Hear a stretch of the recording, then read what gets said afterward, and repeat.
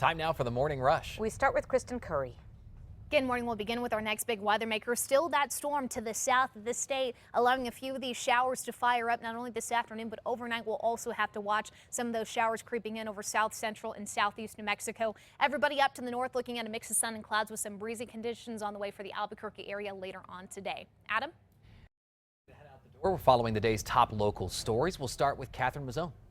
Adam, happening today, Portland police are hoping for a quiet morning after a wild night. Around 4,000 protesting against President-elect Trump poured into the street last night and into the morning. Police say the demonstration turned violent and destructive.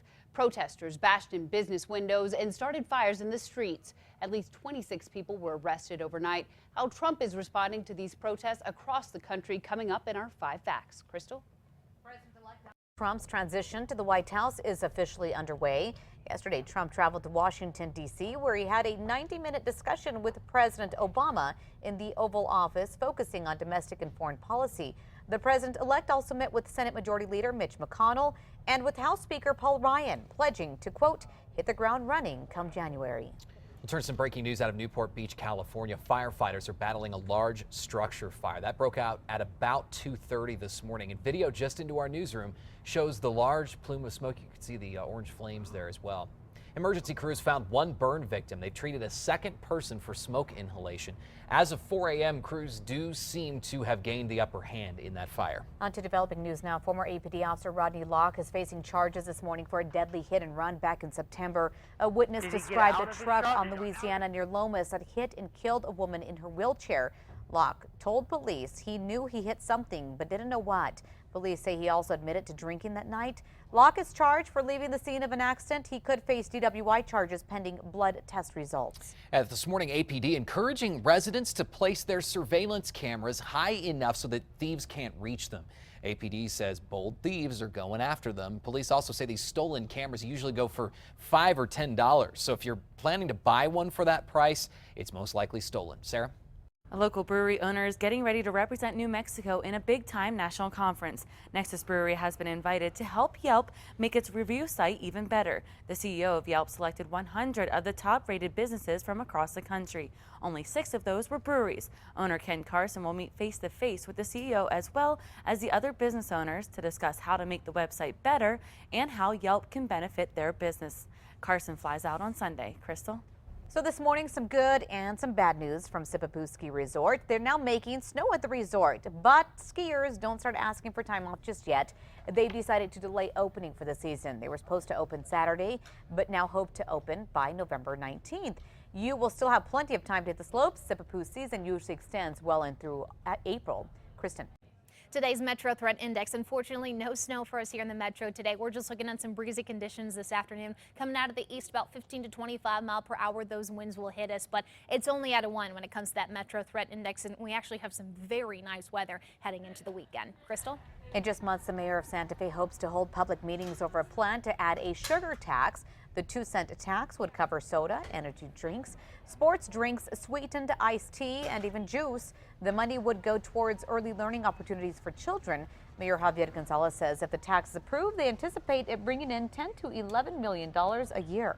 Some UNM students believe that new parents should get at least 6 weeks off from school after their baby's born, with the professor allowing them to make up the work when they get back. It would also protect students, their proposal, from losing scholarships or financial aid during their time off.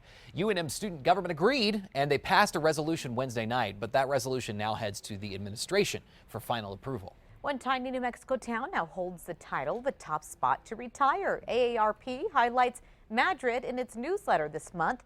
They cite the town's mixture of high culture and low cost of living. One woman in the article says she visited the town 30 years ago, moved there.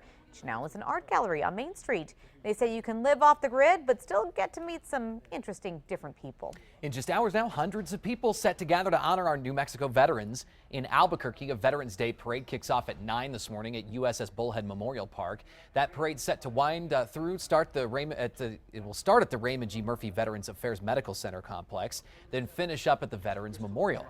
Mayor Berry and other dignitaries are set to speak at a ceremony then beginning at 11 a.m. And you're also invited to Veterans Day ceremony in Rio Rancho, an event to honor military veterans set to take place at Veterans Monument Park this morning.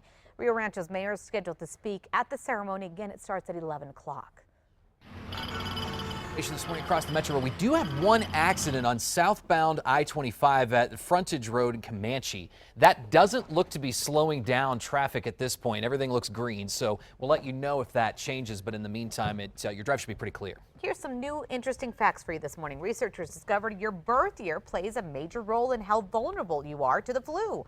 A new study found people born before 1968 were likely exposed to a flu virus belonging to the first of two groups and are much less susceptible in adulthood to other strains within that group. Now, those born after 1968 appear to be protected against the second group. Fascinating. The world is mourning the death of music legend Leonard Cohen. The Canadian singer-songwriter, who was best known for hits like Hallelujah and Suzanne, also gained attention for his poetry and books. He was 82 years old. Beautiful voice there. This morning, one lucky woman has quite the story to tell. After a whale-watching experience in California, it turned into something quite different. Take a look at your TV screens here. She shared this now viral video of more than 500 dolphins putting on a spectacular show. The dolphin watchers were in Monterey Bay in Central California. How cool is that? Very cool. Such a really such a neat. sight. You expect to see a whale? We'd That would take be that. neat. Yeah, maybe a But couple yeah. dolphins, but not 500. Oh, yeah. That's awesome. All right, time now for the 5 facts. Number 5, celebrations, ceremonies planned across the state to honor New Mexico's veterans. A parade begins at 9 o'clock this morning at the USS Bullhead Memorial Park. It ends with a ceremony at the New Mexico Veterans Memorial. Staff Sergeant Matthew McClintock's name will also be added to the memorial wall at UNM. McClintock was posthumously awarded the Silver Star for his actions in Afghanistan. For more details on other events happening today, go to our website, KRQE.com, or check out our KRQE News app. Number 4, as you wake up today, there is an active endangered child alert in New Mexico. State police are searching for 3-year-old Mason Taylor. The boy was last seen yesterday in Silver City with his mom, Tiffany Taylor. Police say she does not have custody of Mason, and he has not been returned to his father. If you see them, you're asked to call police. At number 3, a mix of sun and clouds overhead today. Other than a few spot showers expected near the southern state line today and tomorrow, we have some very nice weather settling in with the sunshine and the temperatures getting back to near average in the low 60s. This does continue for the Albuquerque area into the weekend. Number 2 now, APS is encouraging parents to talk with their kids about newly elected President Donald Trump. The district sent home a letter after the administration says many students expressed fear that their parents may get deported. The letter also reassures families APS cannot report students who are here illegally. About 80% of APS students are minorities. Number 1, protests continue in cities across the country following Trump's stunning election. For a second night, demonstrators chanted, "We reject the president-elect" in places like New York, Denver, and Chicago.